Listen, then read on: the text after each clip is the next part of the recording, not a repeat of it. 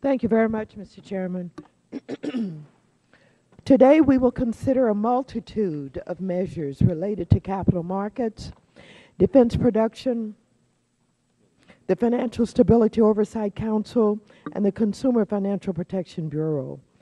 And while I have concerns with the majority of these bills, I'm particularly concerned to see such an egregious amount of time being spent on measures weakening the CFPB.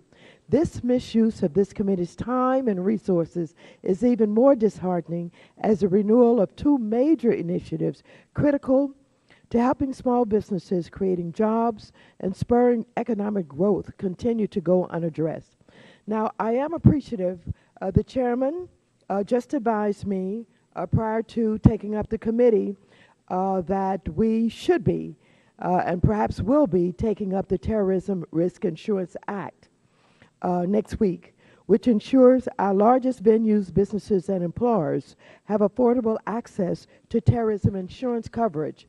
And again, I'm talking about the extension of the charter of the Export-Import Bank, which supports hundreds of thousands of jobs and levels the playing field so that American businesses, large and small, can compete successfully in global markets.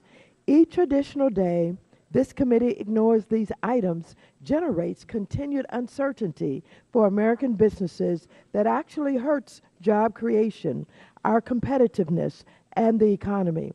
Instead of causing yet another self-inflicted wound, we should be sending a strong signal to the wide range of job creators, small businesses, manufacturers, and other segments of our economy that these important entities will be extended quickly and for the long term. So I'm very pleased that the chairman opened up today talking about job creation and giving us the stats on jobs, unemployment, and underemployment.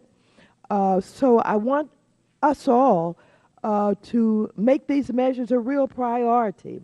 I find it particularly ironic that today we consider the Defense Production Act an important measure that empowers the president to prioritize government contracts in the case of defense, infrastructure, or natural disaster emergencies. Mr. Chairman, as you know, this measure expires on the same day as the charter of the Export-Import Bank. And while our staffs have been in conversation for months over the reauthorization of the DPA, not one step has been taken to move the renewal of XM forward.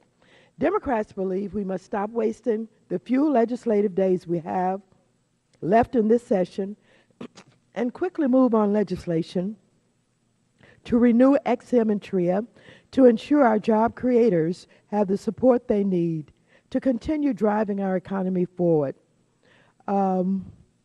So instead of the majority continuing to push a steady drumbeat of the piecemeal measures that undercut reforms made in response to the worst crisis in a generation, the bills before us today would water down protections for American consumers and investors, undo important transparency and accountability measures for Wall Street's biggest actors, and exempt many large public companies from oversight by financial regulators like the Securities and Exchange Commission. Two measures we may consider today are designed to chip away at the important role of the Financial Stability Oversight Council, one of the centerpieces of Wall Street reform. In case my colleagues on the other side of the aisle have forgotten, FSOC was created for the express purpose of looking at every aspect of our financial system for possible weaknesses and risk, something that did not happen in the lead up to the crisis. These bills are merely roadblocks to that goal and only serve to disrupt the delicate balance between ensuring the stability of the system and protection of sensitive market information that could weaken the economy if disclosed.